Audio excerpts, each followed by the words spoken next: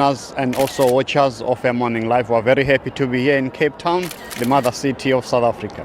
Now, I know you don't want to steal President Jacob Zuma's thunder. He'll be telling us exactly what is in the January 8th statement. But can you perhaps give us a hint on what we can expect? Well, I cannot predict what the president is going to be saying, but I think people should watch. At 11 o'clock, he'll be making the statement on behalf of the National Executive Committee to indicate where we come from and where we're supposed to go to. But people should understand that this is not a State of the Nation address. On the 12th of February this year, the president will be making a State of the Nation address here in Cape Town in Parliament.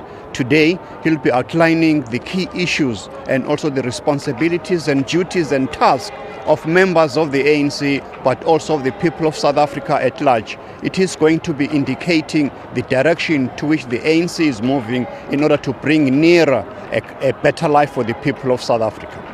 Often to go forward, people look back and learn from lessons past, learn from some of the triumphs and even some of the hiccups and failures perhaps. But talking about nostalgia, I know that this year is a very significant year, especially for the Freedom Charter and the application thereof. It's celebrating its 60th anniversary in 2015. What role will it play, do you think, in proceedings today? Well, definitely it will be playing a very critical role because, as you know, the president himself has indicated this when he was doing the walkabout and addressing many rallies all over the Western Cape, other top officials and members of the NEC, that this is a very important year for the Freedom Charter because 60 years ago, our people converged in Cape Town in order to adopt the future for South Africa. So I'm sure the president will be reflecting as to where we are in implementing the ideals that are enshrined in the Freedom Charter. So let's wait and watch what the president is going to be saying in all the 10 clauses of the Freedom Charter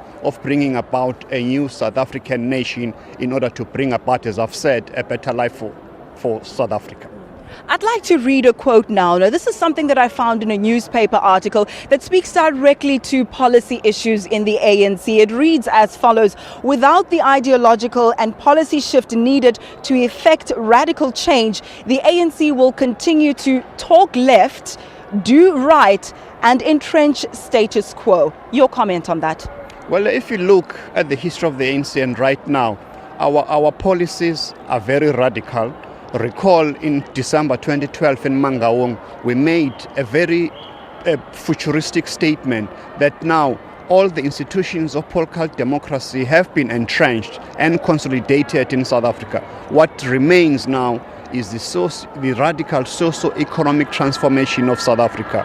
So we're going to be seeing more and more emphasis on the economy, more emphasis on ensuring that we breed entrepreneurs in our country so that we create black industrialists.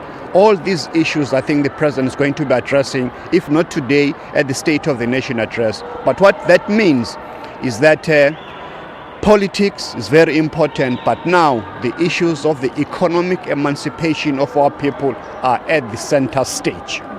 We also can't neglect the fact that we are broadcasting perhaps in what I can call the opposition party's backyard, the province of the Western Cape. It's no secret that the ANC has its eye on it and perhaps wants to politically wrestle power away from the Democratic Alliance. I also know that that's not the sole reason why you are here. It is part of the ANC's rotation process.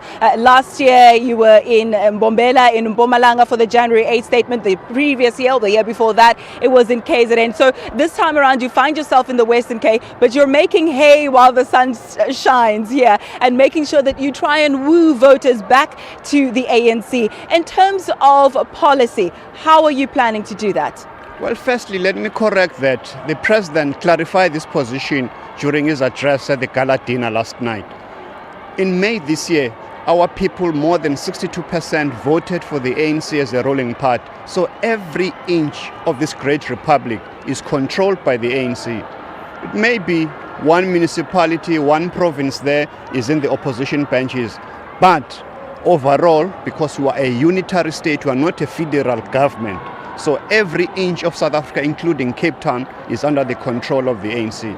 What we need to do is to make sure that the ANC also becomes a ruling party in the metro of Cape Town, as well as in the Western Cape, so that we can be able for our people to enjoy the freedoms that people are enjoying in other provinces. I was in Crossroads yesterday. It is appalling to see how the informal settlements, what they call amachochombe, are mushrooming here in Cape Town, how our people are being marginalized. Even now, we're not even allowed to walk into the stadium. So these are the things that the people of the Western Cape need to wake up to, so that they need to make sure that the ANC must be returned, so that we can be able to ensure that what happens in other 8 provinces also happens in the Western Cape.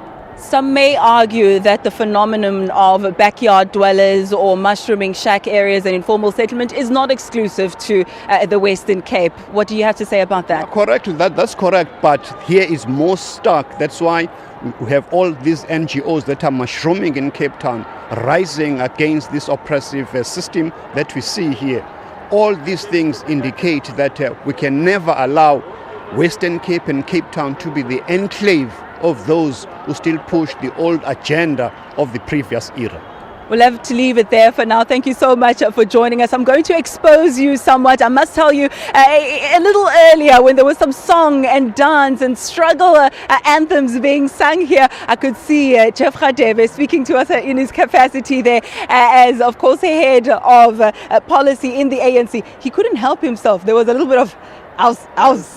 You're not going to show me a move or two? Okay, we'll leave it there for now. More in just a moment. We talk business when you come back to me next.